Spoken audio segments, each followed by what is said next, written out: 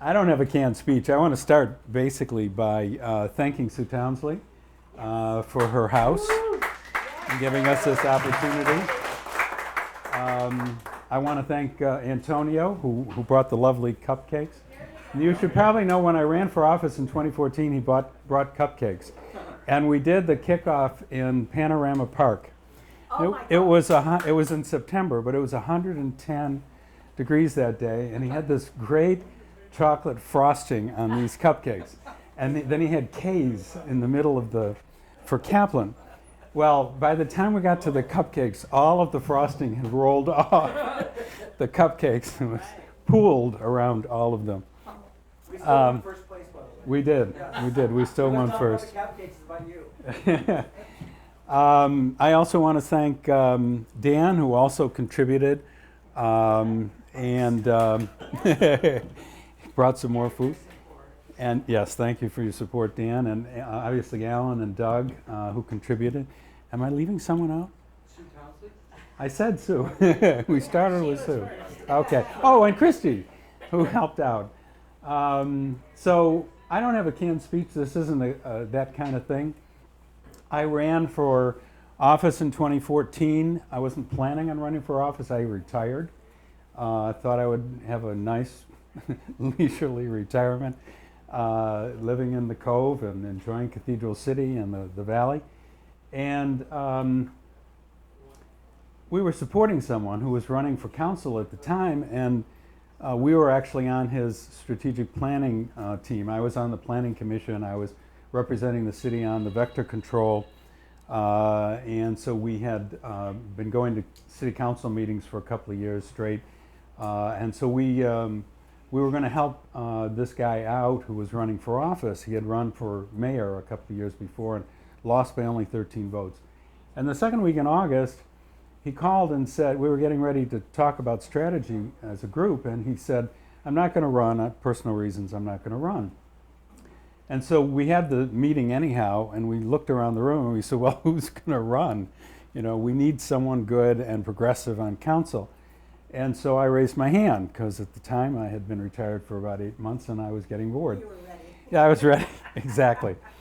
And so I ran for office in 14. There were 7 of us running for 2 positions.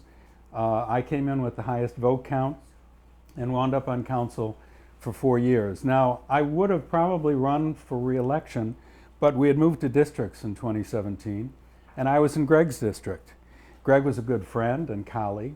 And so it was like, oh, I'm going to leave this in Greg's hands, because he's going to take over and he's going to be mayor for the first time after 24 years. He wanted to be mayor, finally got to be mayor. And so I was set, although I still didn't know what I was going to do, but I was set for the time being. And then, of course, January rolled around and we lost Greg. And, you know, we had so much started in these, I don't know how many of you were here before 2014, but the city had stagnated. There wasn't a lot. Now, some of that was clearly the economy, the economic downturn that everyone was dealing with, but we had no residential going. We had no commercial going. The downtown was just empty lots. I know a lot of it still looks like empty lots, but there's plans in the works. And it was like the city really needed a boost. It really needed to move forward, like it says underneath the sign, Cathedral City. You know, we wanted to move the city forward. And so Team 2014, which was myself and John Aguilar and Stan Henry as mayor and Greg Pettis and Mark Carnevale, we didn't always agree on everything, but we wanted the city to move forward. We wanted to get the city moving again. We wanted to generate economic development. We wanted to be able to provide better services for the residents again, services that had fallen down over the years. And just so you know, in 2012, we had 238 city employees. In 2014, we had 162. That was the impact. After Greg passed, I basically said, first of all, we'd moved to districts in 2017. The ordinance we passed that moved us to districts basically set the first election to happen in districts 3, 4, and 5, with districts 1 and 2 happening in 2020. So Greg was still at large, and so is John Aguilar. He's still an at large. But we had moved to districts, and the ordinance basically said that if there's any ambiguity or lack of clarity with respect to this ordinance, it should be directed in the direction of moving to districts. That was the whole purpose of the ordinance. And so I argued with the council after Greg's passing that the position needed to be a District 1 position because we are now a district city. Initially, that didn't seem to be going in the right direction, but I think when they finally heard from a lot of people, they made the decision to go to district election. Actually, it would have been better if they had gone to district appointment, but they went for district election. And so I felt it was imperative to me, to run to try to carry on Greg's legacy. There's no way to actually fill his shoes. He was in office for 24 years. He knew everyone everywhere, whether it was from Washington or Sacramento or Los Angeles or SCAG or CVAG or RCTC. He basically knew everyone. And so it's impossible to fill his shoes, but I know enough about what he did and I know enough of the people that I can hopefully try to carry on his legacy. And that was my whole goal in running.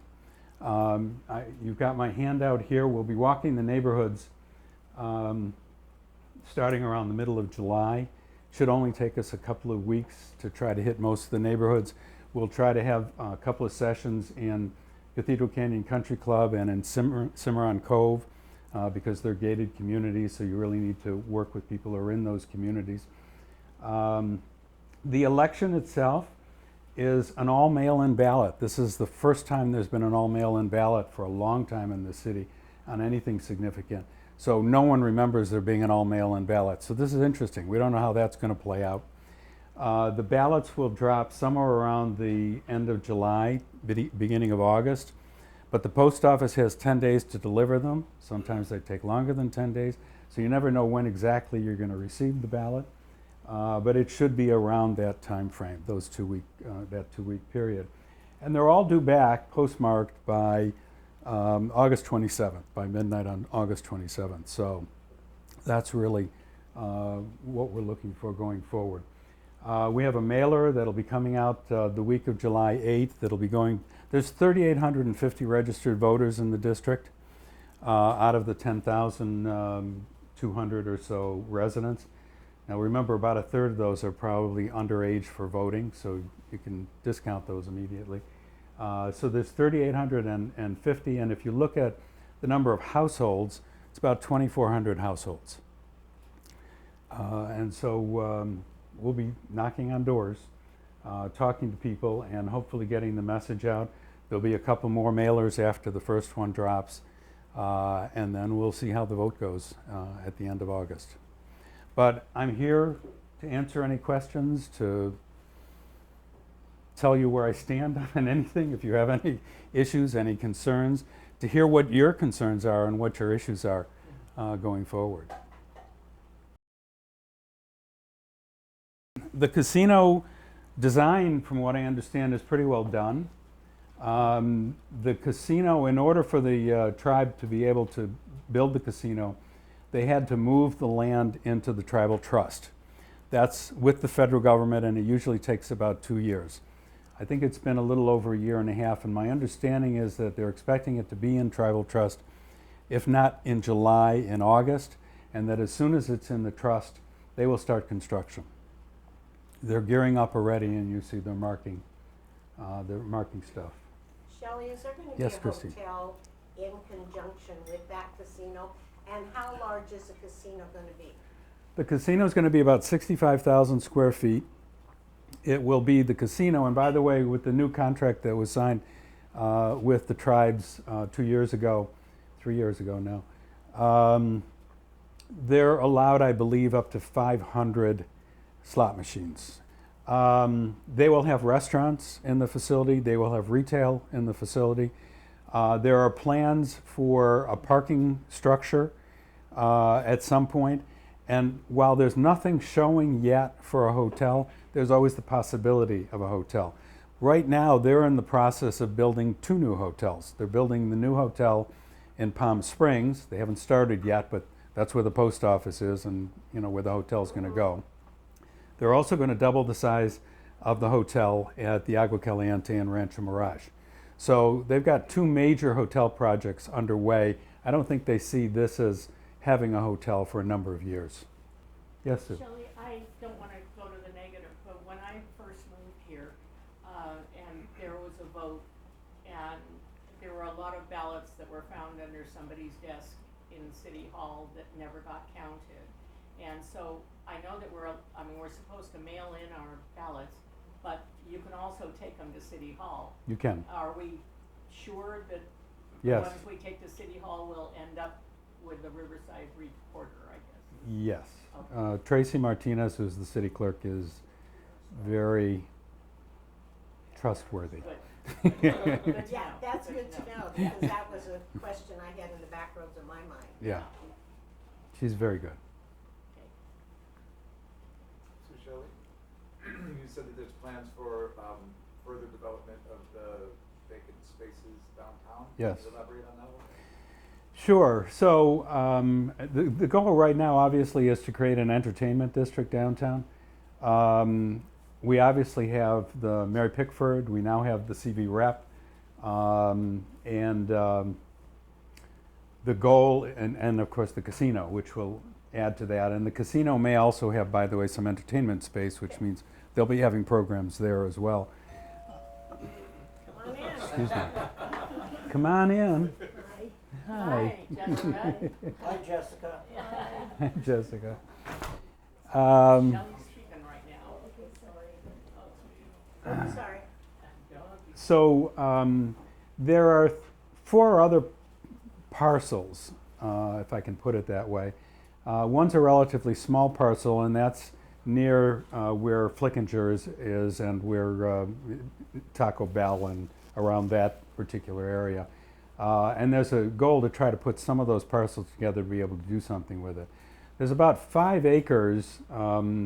Actually, it had been a smaller parcel, but we put 2 pieces together where the old community center was, in front of the senior center.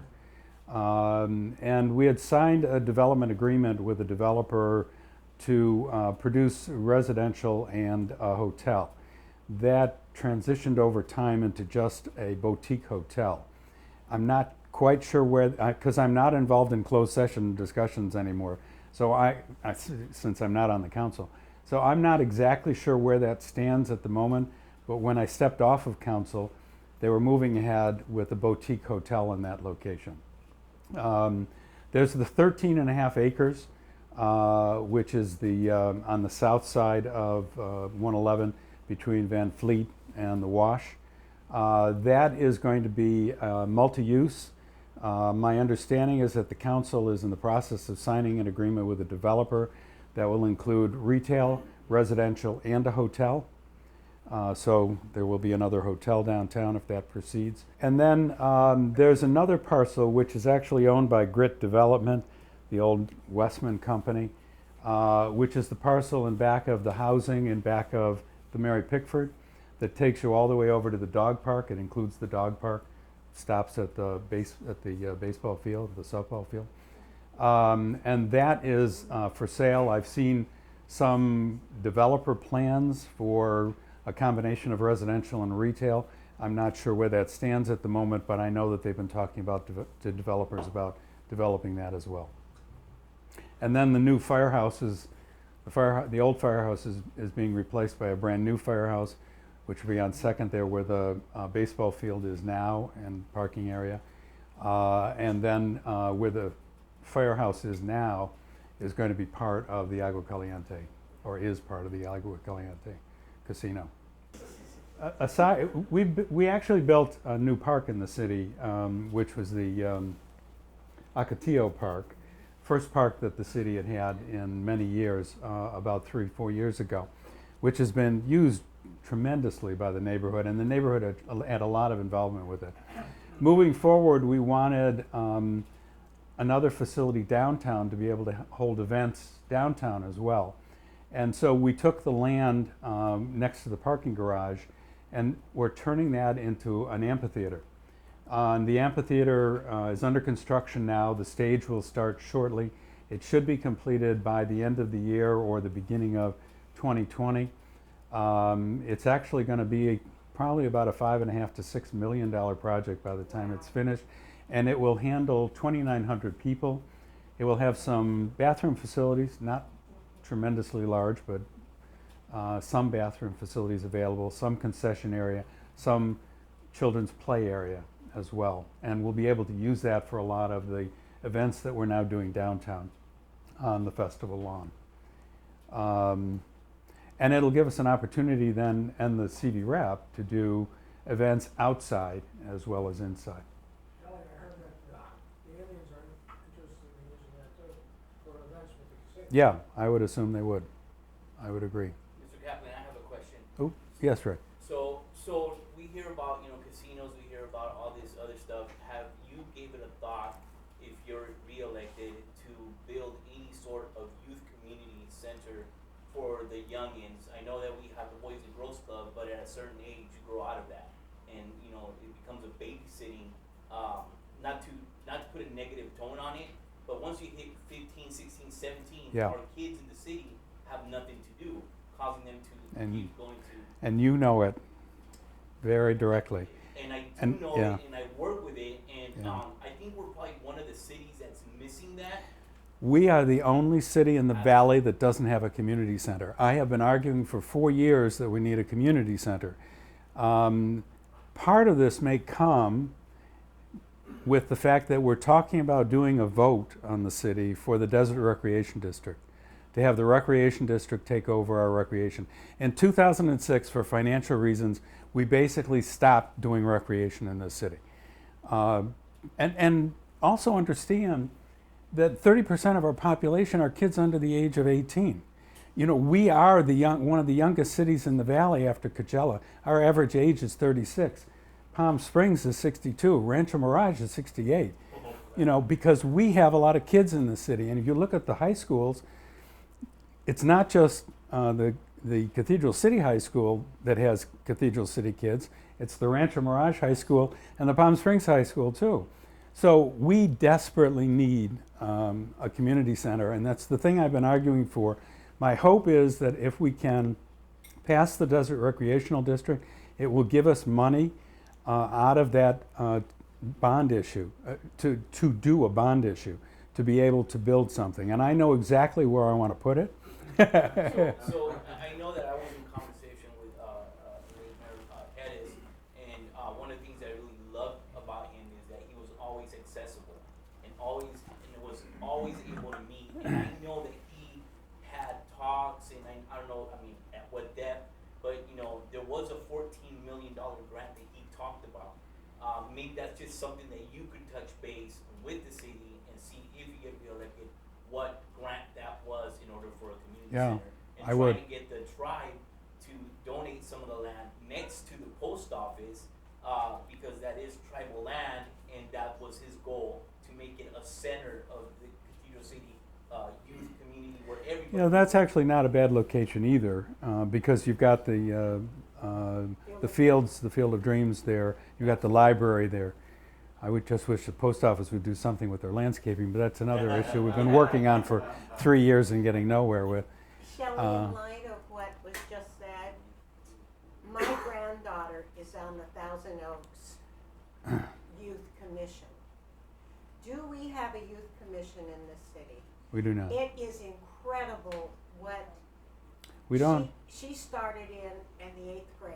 She'll now be a senior next year. She will be president of the youth commission. Of course, it covers all of the Conejo Valley schools. But I think if we were to have a youth commission, you were at Cinco de Mayo, weren't you? Yeah. Yeah, okay. the kids at Cathedral City High School are spectacular. Oh, yeah. And if we could form a youth commission with those kids and have them tell us what do they want. Yeah. Just when he was mentioning that, because they have fabulous community center which the kids get to use, a teen center in Thousand Oaks. It's fabulous. Yeah, I think that's a great idea. We also need a human rights commission in the city, which we also don't have and, Okay, and should this have, is just something just to that match. just- But I agree I with have this that. little light bulb. You know, when Greg and I were talking, the old Sam's Club is a 120,000 square foot facility. It needs major renovation, and the problem right now is that there are plans in the works by the people who own it. It's privately owned. To try to turn it into a residential housing facility. Not the building itself, they'd rip it down and build from scratch. But I thought that would have been a great opportunity for us as well. The problem is the city obviously doesn't have the money to be able to do that, and that's why I started talking about the Desert Recreational District. If we go with the district and they take over maintenance of our parks and recreation Yeah, programs how for the does that city, they would generate enough money from the tax to be able to float a bond issue, to be able to I either wondered buy if or this renovate was a building. Yeah. Yeah. We're creating an amphitheater, but the amphitheater's outside. And we're in the desert. You could have a wedding outside. You could, but in 110 degrees, it's a I'm little talking bit about oppressive. during- So you need inside facilities. Excuse me. You need inside facilities Yeah. for the warmer weather, if not all year round. And so, I mean, in the wintertime, sometimes it's too cold or too windy, and you want to be indoors anyhow. There's no question that we need that. The issue really becomes how to get the right funding, whether it's grant funding, whether it's bond funding, whether it's a combination, well, and then the cost of operating it and how the cost of operating gets covered as well. So it is definitely something that the city desperately needs, and something that I've been arguing for 4 years and would like to see come to fruition. Do you think that our city will ever get to a point where there will be fees for our residents and fees for non-residents like Palm Springs has? They should. Well, if we join the Desert Recreational District, then any of the recreational facilities that they manage in the valley are discounted to any of our residents. You know what? That brings up a good point. The Cathedral City Police Department had Battle of the Badges. Yes. And I took my son, and it was the most expensive event. And there was people and kids and moms and dads outside the fence on top of the hill because they were charging up to $45 a piece. I paid the $80. It was super expensive. And then I asked the lady, I go, who's the promoter? And she said, well, it's in partnership with the Cathedral City Police Department. And then one of my things was the residents get a break. She said no. And that was really disappointing, Yeah. And it's kind of It's a good point. my blood a little bit because I seen all these families that wanted to see, but the money wasn't there. Luckily, It's- one of my sons says, I don't want to go, Dad, and only one of them did. So it turned out to be an $80 night, Yeah. plus a soda. That's too expensive, and there should be a break for Cathedral City residents. I would agree. It is actually a private event. It's actually organized by a member of the Cathedral City Police Department in conjunction with some of the clubs in the valley and some of the other police departments. So it is a private event, but I would agree with you. I think there could be an argument made to try to get a discount for Cathedral City residents. Just so everyone understands, if you look at our crime statistics, we are the lowest crime statistics in the valley after Indian Wells. And I have to tell you, when we started looking for houses here back in 2007 and 2008, we started in Palm Springs, and we finally told the real estate agent, we don't want Palm Springs, we want to go to Cathedral City. She said, well, you don't want to go there. That's crime-ridden. And it's a reputation that we had back then that we really need to get past, and that the whole purpose of one of our goals in terms of the city branding from 2014 to 2018 was for us to be seen in the valley as not what we had been seeing before, but a very positive, great location. We're so ideally located here, physically in the valley. We've got tremendous opportunities for growth here. We've got a great population. We've got a great diversity and mix of people here. I just can only see things getting better. You know, the cannabis business has been tremendous in terms of what's happened in the city. We had hundreds of thousands of empty warehouse space in this city that had been sitting empty and looked like hell for years. We now have hundreds of thousands and hundreds of millions of dollars worth of investment in the city. We have buildings that are renewed. We have new landscaping. We have attractive buildings in the city that have improved the looks of the city going forward. And we need to continue that process. But we also still have over 30% of our commercial space is empty. You know, we still have to continue, and it's not space that can be used by cannabis because it's either too close to residential or for whatever reasons it's not zoned properly for it. But we need to try to continue to encourage small businesses to come to this city going forward, and we've got space for them.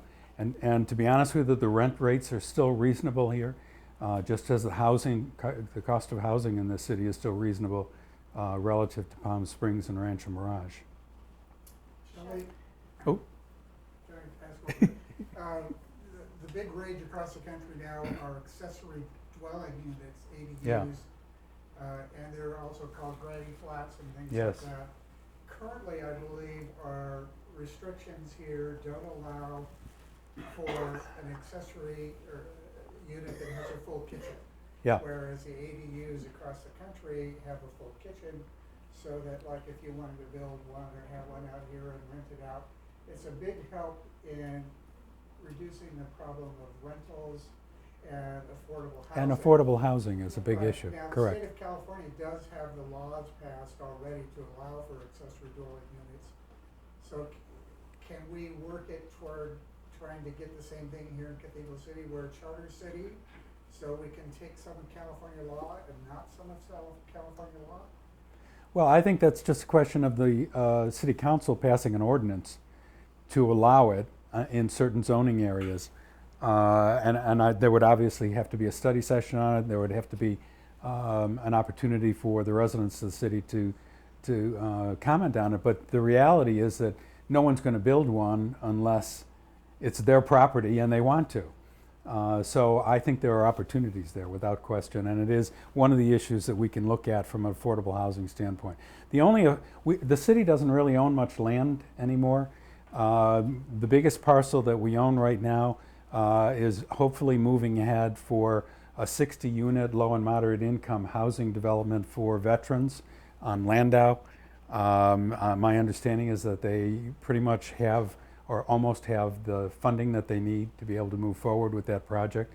But we need to look at how we can continue to encourage additional low and moderate income housing. And I'd like to see low and moderate income housing integrated.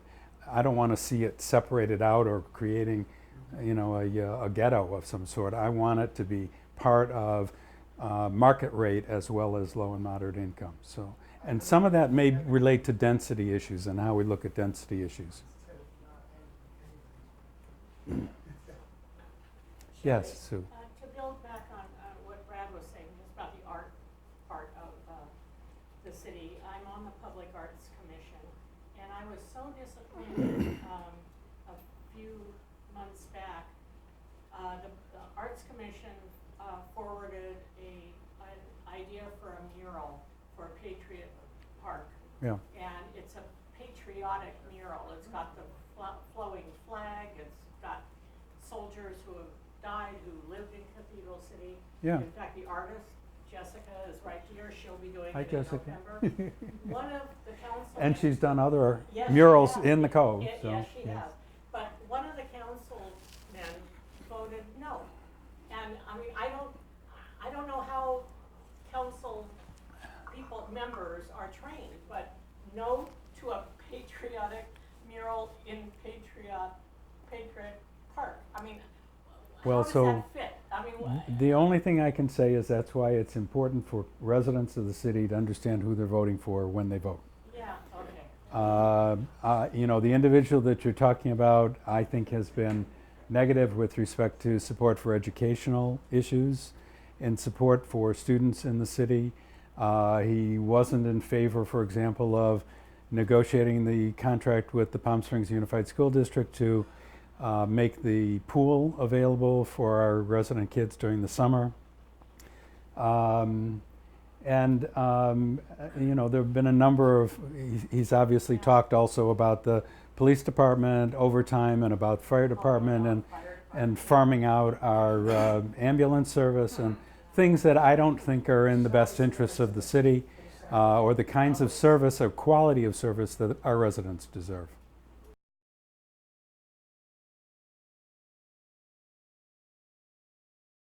So, complicated issue in that none of those are owned by the city or controlled by the city. They're all privately owned. And I don't know whether you realize this or not, but Rancho Mirage doesn't allow cell towers in their city, although I think they may have just approved the first one. And so they sort of rely on the Cathedral City cell towers and the Palm Desert cell towers. We're going to see dramatic changes in terms of communications over the next few years. There's just no question about it. We all know that 5G is coming. The question is going to be when it's coming. We know that CVAP, the Coachella Valley Economic Partnership, is working on aspects of that. We know that CVAG, the Coachella Valley Association of Governments, is working on that as well. And it needs to be regional. It can't just be citywide. You need to be able to connect, obviously. I can appreciate that, but the companies that own some of this stuff, Yeah, tell me about it. their responsiveness. Yeah, some it's of horrible. is- And I mean, we had Time Warner, and then of course now Time Warner all of a sudden became Spectrum. Although my bill still says Time Warner, but that's another issue. Yeah, it's definitely an issue. I'm not clear at this point on how much the council is in a position to be able to do much about that, but it's certainly something we can look at. Well, and I think one of the things we can do is have the city manager and the city staff set up a meeting with council members and Spectrum representatives and see where we can go from there. So, because there are definitely issues.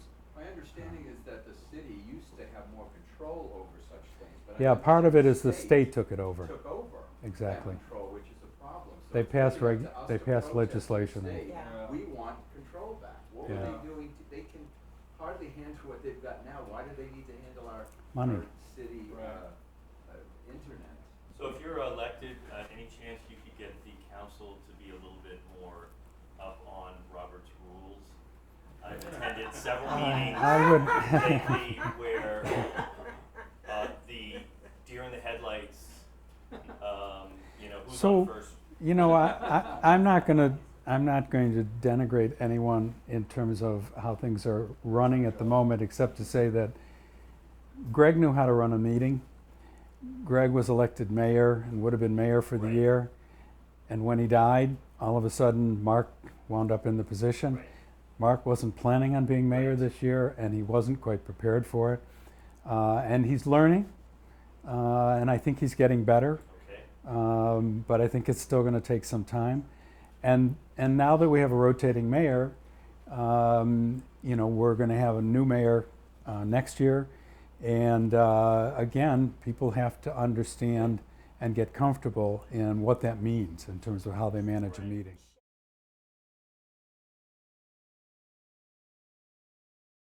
And just to recap that, code enforcement when I got on the council was down to 2 people. Was what? 2 people for 21,000 properties, over 1,000 commercial properties, and 54,000 some people in the city. 2 people. And one of the first things we did was hire another code enforcement officer. They've now hired another code enforcement officer, although I understand that one of the enforcement officers is on disability. And therefore, they're obviously still paying for that person, so they can't hire another person to replace them. So we basically now have 3 code enforcement officers. And to be honest with you, that was one of Ernesto's big points, and I think it was a great point to be taken. We really need to start getting back on top. You know, when the city had its economic, Excuse me, what was one of Ernesto's points? that he wanted additional code enforcement officers. When I started on the council, the city really looked pretty bad. I mean, we did a lot of things in terms of cleanup. We did some new islands. We did new landscaping. We did new signage for the city. We did wayfinding signage. There was a lot of stuff that was done. We did the whole Ramon Road strip and the island. We did a lot of art pieces in the city. So there was a lot of work done over the last 4 years, but you can't just ignore it. And then you've got the residential properties like you're talking about, the empty lots. We've got residential properties where people aren't paying attention to what the code requirements are. And they really look like hell, and they need to be addressed. Some of that's being done, obviously, in the dream homes with the special initiative program that we started with the dream homes. But it needs to be broadened to the rest of the city. And I still think we need additional code enforcement people. And, you know, people talk about, it all boils down to money, doesn't it? I mean, always. When I started in 14, our budget was $32 million a year for general funds. Our budget now is $52 million. A lot of that relates to CalPERS, which is the retirement plan for employees. Some of it relates to what are called post-employment benefits, healthcare benefits for people who've retired and such.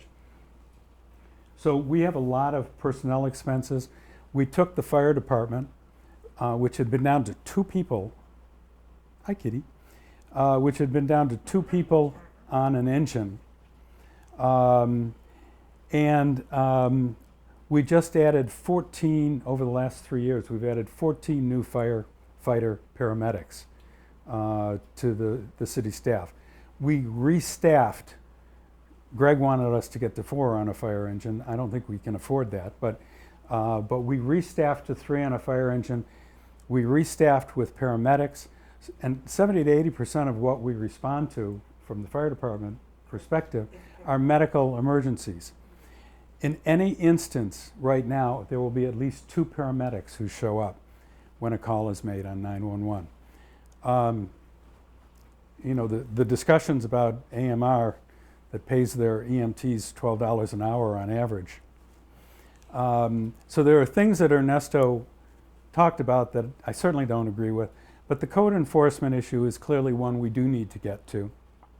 Some people think of code enforcement, it's not really code enforcement, it's code compliance, and some people think of it negatively, but the reality is that it benefits the whole city if you can get people, and they don't just come in and tell you to do something. They give you warnings, they give you opportunities to correct things. There's a process involved in all of that. So we definitely need to focus in on improving code enforcement in the city and improving the looks of the city.